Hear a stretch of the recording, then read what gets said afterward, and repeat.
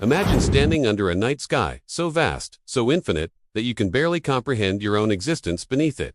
Billions of stars, endless galaxies, cosmic wonders that stretch beyond imagination. And yet, in that moment of awe, a question rises inside you. Is all of this life, the universe, the mystery of existence, the product of random chance, or is it the intentional design of something greater? That single question has echoed across centuries, shaping civilizations, sparking revolutions, and stirring hearts. Faith versus science. Two forces that many believe are destined to collide. But what if? That conflict is not what it seems.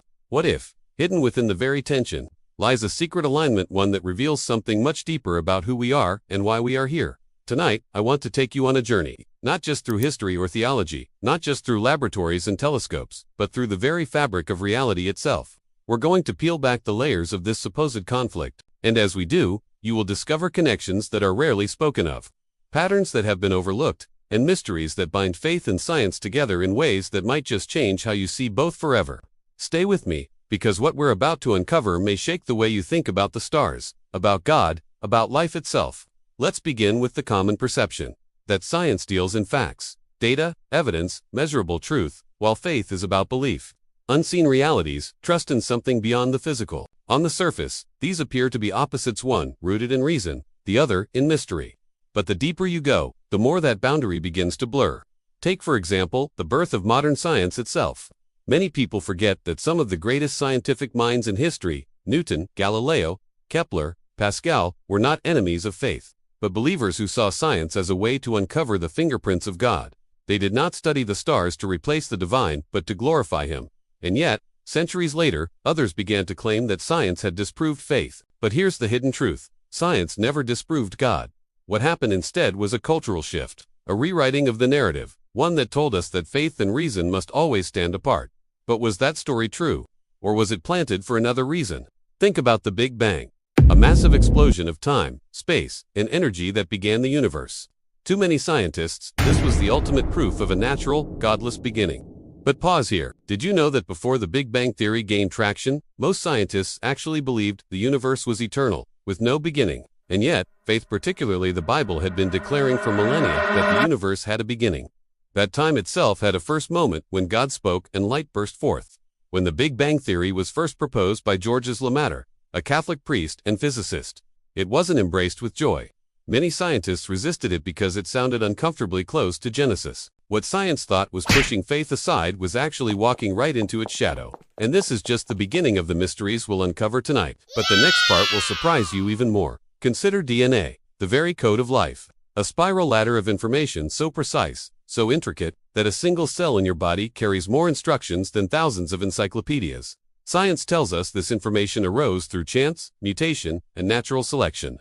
But here's the problem. Information, in every case we know, comes from intelligence. Language requires a mind. A code requires a coder. The DNA in your body is not random scribbles, it's a library of meaning, a language written into your flesh. And if language demands a speaker who spoke you into being, what comes next may change how you see your very reflection in the mirror. Because when you look into your own DNA, you are looking at an alphabet that whispers, "You were designed." Yet skeptics will argue, but if God is real, if faith and science align, then why is there suffering? Why is there randomness? Why does nature sometimes seem cruel? This question has haunted humanity for millennia. But perhaps the answer is not in seeing randomness as proof against design, but as a veil, a mystery that keeps us searching, seeking, reaching. For what if suffering is not evidence of absence, but evidence of freedom? Freedom for life to unfold, freedom for love to be real, freedom for meaning to exist in the first place. Without struggle, without risk, without the possibility of loss, could anything truly matter? The next revelation uncovers a secret very few people know. Even the structure of the universe seems tuned for life. Physicists call it the fine-tuning problem. Change the strength of gravity by the smallest fraction, and stars could not form. Alter the charge of an electron just slightly, and atoms would fall apart. The odds of a universe like ours forming by accident are so unimaginably small that even leading scientists admit it looks as though someone designed it. They call it the anthropic principle. But Scripture has long said, "The heavens declare the glory of God."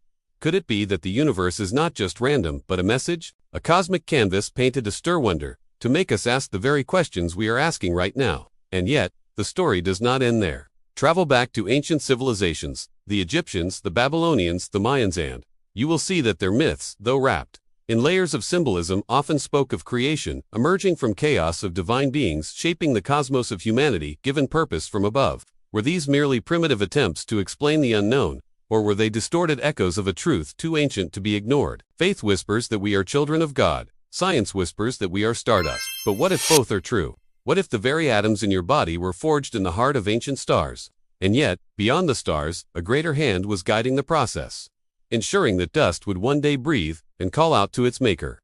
But the deeper you go, the more mysterious it becomes. Quantum physics, for instance, tells us that particles can exist in multiple states at once. That observation itself changes reality, that beneath the physical lies a realm of uncertainty where the rules of logic bend. Scientists describe it as bizarre, almost magical. But listen closely, faith has always said that reality is more than what you can see, that the unseen governs the seen. What science stumbled upon in the quantum world, faith has whispered in parables and prayers since the dawn of time. And here's where the journey grows even stranger. Neuroscience explores the brain, and yet, consciousness, the very fact that you are aware, that you can think about yourself thinking, remains a mystery no one can explain. Matter can form cells, cells can form networks, but how does a spark of awareness ignite? Where does the self come from? Some scientists admit it feels like consciousness comes from beyond the brain, that the brain is not the generator but the receiver, like a radio tuned to a frequency higher than itself. And if that is true, then perhaps faith and science are pointing to the same revelation, that your soul, your essence, is not an illusion, but a reality that transcends matter. We could go even deeper, still into black holes where time itself collapses, into cosmic background radiation that whispers the faint echo of creation, into ancient prophecies that mirror discoveries only made thousands of years later. And each layer we peel back leads not to contradiction, but to convergence. Science explains the how, faith explains the why.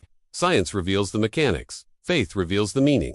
They are not enemies, but two lenses, one peering outward into the cosmos, the other peering inward into the soul. Together, they do not diminish reality, they expand it, and yet, we have only begun to scratch the surface.